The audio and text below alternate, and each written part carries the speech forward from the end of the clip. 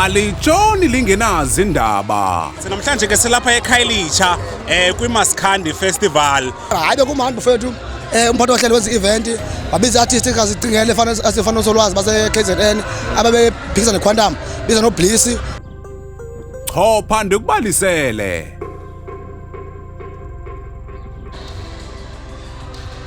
Beziphume ngobuninzi imvumi zomculo wesintu eziquka uMayogathi, iBliss zisonwabisa abalandeli eKhayelitsha eKapa. Imvumi umphathi wohlelo nongumculi kaMaskandi otshatsheleyo uvale inyanga yolutsha ngokudibanisa imvumi ezicula umculo kaMaskandi nabethe kuye empokothweni engaxhaswanga ngumntu ukwenza lo msitho ube impumelelo. Lana kunomcimbi enguhlelela iyouth nje ubona nje kugcwele nje iyouth kakhulukazi lapho esikhumbula khona amaqhawe elelwa ulusha ngoJune 16. So sizozama ukwenza youth celebration lana esibobonile ke nawo ukuthi abantu bayijabulele kanjani, baphumile ngomningi abantu bangithenga amathikithi bazogcwala lana for ukattenda lo msitho. So iyona youth celebration ebe-organize umphathi ohlelo enganamxhasi le. Ibimincili kubalandeli bevuyela ukubona imvumi nebezisuka kwiphondo laKwaZulu Natal. Solwazi ke lo sembatho sabafelokazi inzile eminyama abayigqoka bayishalazela ngoba sebefaka amashapapa noma insephe emothanda phansi emzimkhulu lapho ngiqhamuka khona kwelakithi uyena unumber 2 amaQuantum lona aminyaka yonke la wenzeka lapha eThekwini uyelo okhuluma naye njengamanje.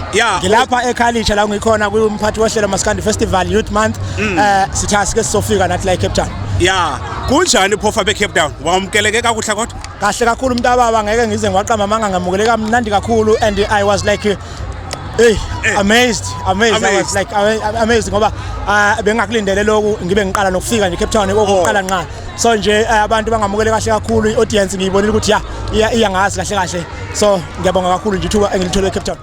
Sekunjalo iqhula umgiqwa ebekhona kulomsitho nobe ngumbhexeshi wawo ehamba noMasindi ongumsasazi wakwaGold. Ukuthi bebenjani? Ndathanda ubuza izinto nina nibuza umbuzo.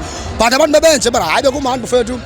Umphathi ohlelo wenza i-event wabiza artist engazicingele asefana uSolwazi base KZN ababephikisa neQuantum biza noBliss wabiza nabanye abaculi abanongoma noDonald bonke abaculi kodwa abanye bahlamba bakamfinqa ixesha bethuna because beninje line up kodwa benkhona benkhona wenzani lo muntu Cherry X yami. Umculo kaMaskandi wemvumi zaseKapa nasempuma koloni nanjengoko uthande ukudodobala ukuxhaswa. Umphathi wohlelo uthembisile ukuba uza kuqhubeka nokwenza iminyadala emila kunje. Ngokusempeleni ibhuti omdala nje sengiqalile nje ngeke isaphinde iphele iyohleli nje yenzeka okokoko.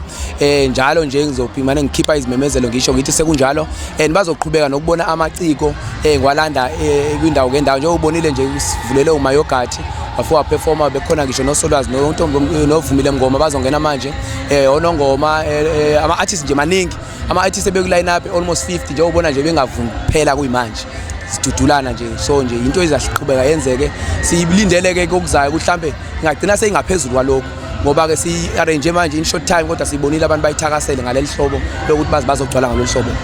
Kumuntu obengakhanga bekhona namhlanje ngaba uphoso yintoni?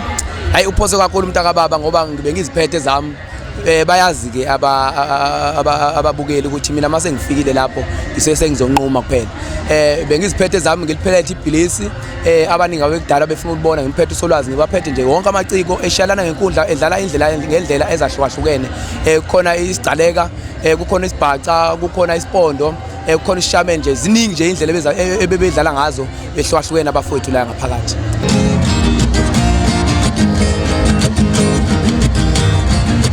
Ngixolela umeje nqamakwe ngenxa yesifebe sendoda. Ngixolela umeje nqamakwe ngenxa yesifebe sendoda. Ayijinaro jenaro ayisugeza mayambela ayisugeza.